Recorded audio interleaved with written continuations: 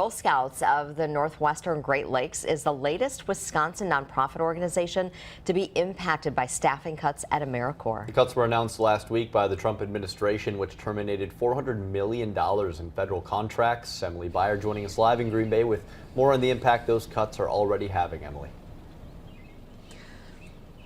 Yeah, good morning, Emerson and Tammy. 7 AmeriCorps members were let go as a part of these cuts. We know that they were leaders in the Girl Scout outreach program. This program created opportunities for girls in underserved communities. Without it, children who rely on this program may not have access.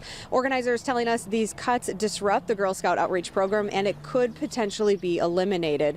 It currently operates in 14 Wisconsin cities, including Green Bay, Appleton, and Oshkosh, serving more than 3,000 youth throughout the state. Because of the abrupt communication, organizers say there was no plan in place. Not to have it cut, but to have it cut so suddenly that we didn't really get time to plan or transition and figure out how, we can still support our AmeriCorps members, still commit to the programs that we had scheduled and planned.